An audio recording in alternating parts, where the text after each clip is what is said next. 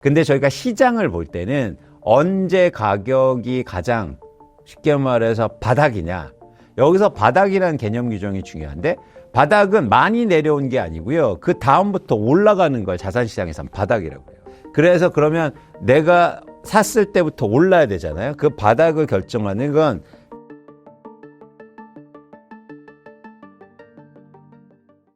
하반기에 가격이 다시 하락하면 내 집 마련은 언제 하는 게 좋을까요?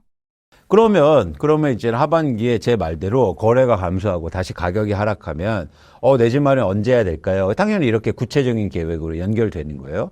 그래서 제가 강조하지만 여러분들의 계획을 구체적으로 만들라. 쉽게 말해서 여러분들이 무주택자면 내가 살고 거주하고 싶은 아파트들 리스트를 10개 정도 만들어 놓고 그 아파트의 거래량과 가격 흐름을 잘 보시라는 거예요. 그래서 나의 예산과 그리고 내가 생각한 그런 수준까지 그 아파트 가격이 내려오면 내 집 마련 하시라. 근데 저희가 시장을 볼 때는 언제 가격이 가장 쉽게 말해서 바닥이냐. 여기서 바닥이라는 개념 규정이 중요한데 바닥은 많이 내려온 게 아니고요. 그 다음부터 올라가는 걸 자산시장에서는 바닥이라고 해요. 그래서 그러면 내가 샀을 때부터 올라야 되잖아요. 그 바닥을 결정하는 건 가격이 떨어지거나 오르지 않고 있는데 거래량이 추세적으로 증가할 때입니다. 여기서 거래량이 추세적으로 증가한다는 거에 주목해서 보실 필요가 있어요. 뭐냐면 예를 들어서 서울의 아파트 거래량이 과거 평균 6,000건, 7,000건이었어요. 근데 지금 3,000건, 2,000건이에요. 2,000건, 3,000건, 4,000건인데 이거보다도 절대 수준이 낮다고 해서 거래량이 증가하지 않는다고 판단하면 안 돼요. 그거보다 절대량은 낮지만 변화를 읽으셔야 돼. 1,000건에서 2,000건, 2,000건에서 2,500건, 2,500건에서 3,000건. 근데 절대 수준은 과거보다 낮아도 이거는 거래량이 어떻게 되는 겁니까? 증가하는 거예요. 그렇죠? 이해하셨죠? 절대 기준으로 보지 마시라고요.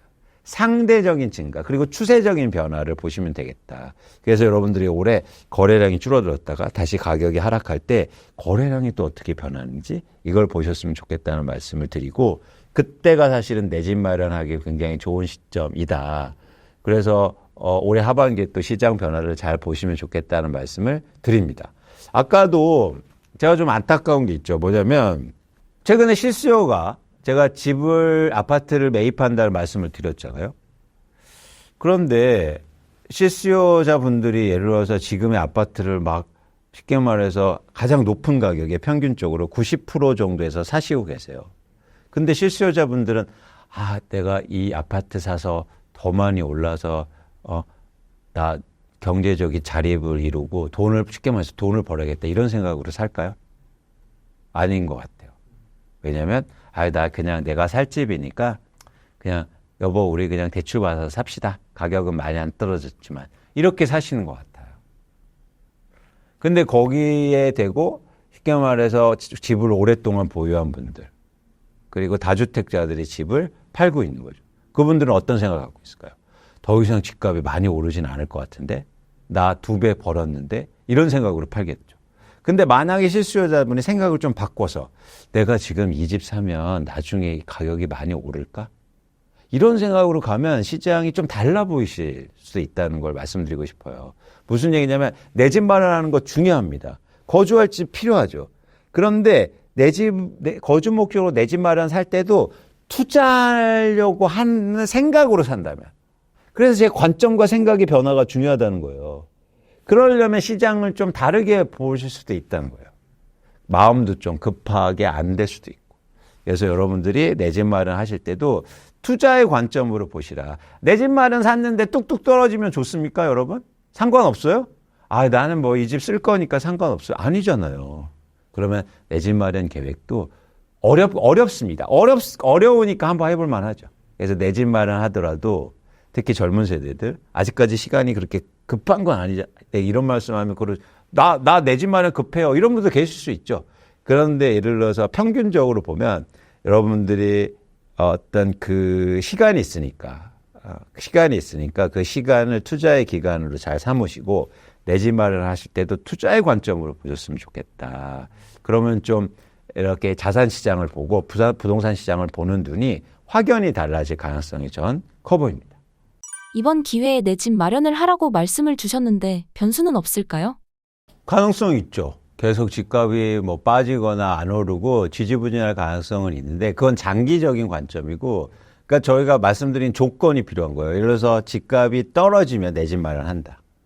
근데 떨어졌을 때 거래량이 추세적으로 증가할 때는 무슨 얘기냐면 가격이 그 가격대에 들어오면 살 사람이 생긴다는 거예요. 그렇죠? 그러면은 시장이 변화를 의미하는 거거든요. 그러면 내 집 마련 하셔야 된다.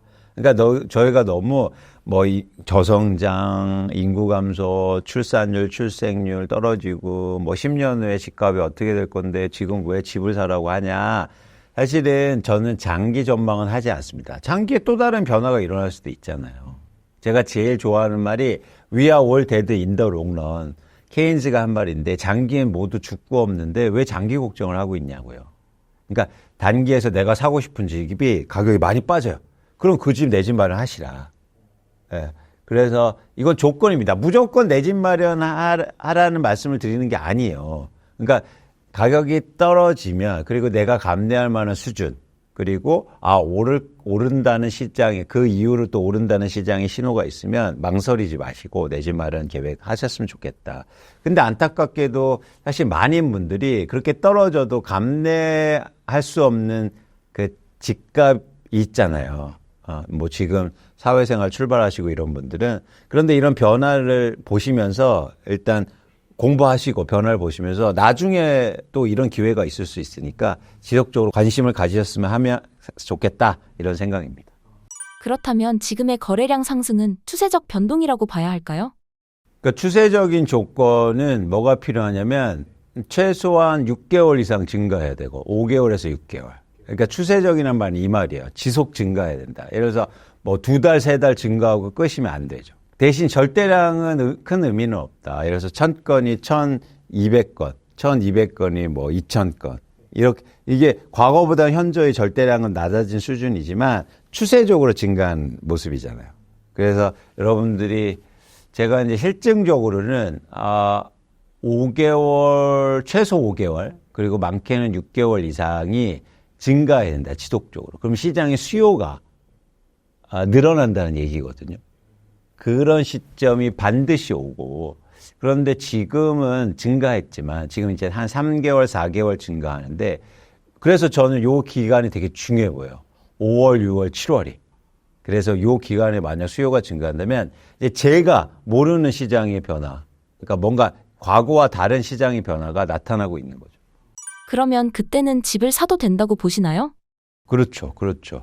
근데 또 흥미롭게도 지금 지역별로 편차도 크고 아파트별로 편차가 크기 때문에 굉장히 많이 떨어진 아파트들도 있어요. 그러면 이제 그런 아파트들이나 집을 내 집 마련하시면 되는 거죠. 그러니까 시장의 변화 하에서 보면 언제나 기회는 있어요. 여러분. 예를 들어서 집값이 오를 때도 100채가 있다면 100채가 다 오르는 게 아닙니다. 그렇잖아요. 안 오르는 것도 있고 먼저 오르는 것도 있고, 그렇죠? 근데 만약 추세적인 변화가 일어났을 때는 그럼 안 오른 걸 사야 된다. 그리고 빠진 거 분명히 있거든요. 그런 걸 사시면 됩니다. 지역은 무차별해요. 물론 뭐 최근에 수도권이나 서울을 중심으로 저희가 보고는 있긴 하지만 사실 많이 떨어진 거는 좋습니다. 저는 그렇게 생각해요. 그래서 여러분들이 많이 떨어졌다는 건 그만큼 많이 올랐다가 떨어진 거잖아요. 그렇기 때문에 이건 가능성을 얘기하고요. 또 하나 부동산은 사용 가치가 있기 때문에 계속 빠지지 않아요. 그러니까 주식은 한번 빠지면 계속 빠질 수가 있거든요. 쓸 수가 없기 때문에. 근데 부동산은 사용 가치가 있기 때문에 계속 빠지지 않는다. 그래서 빠진 부동산, 많이 빠진 지역이 훨씬 더 좋다는 거죠. 그래서 특정할 수가 없어요. 왜냐면 다 또 다르고 그 지역에서도 많이 빠진 아파트가 존재하기 때문에. 그래서 가격을 보고 접근하시라, 이런 말씀 드립니다. 아직 회복을 못하고 있는 곳도 오를 수 있나요? 그럼요. 그런 변화가, 예를 들어서 추세적인 변화가 있는 걸 확인한다면, 그렇게 많이 빠진 지역도 당연히 오를 수 있기 때문에 그런 지역을 잘 보셔야겠죠. 그런데 지금은 말씀드렸듯이 확률이 되게 낮다. 다시 거래량은 줄어들 거고, 다시 그렇게 오르거나 이러기는 힘든 상황입니다. 신사임당 시청자분들을 위한 한마디 부탁드릴게요.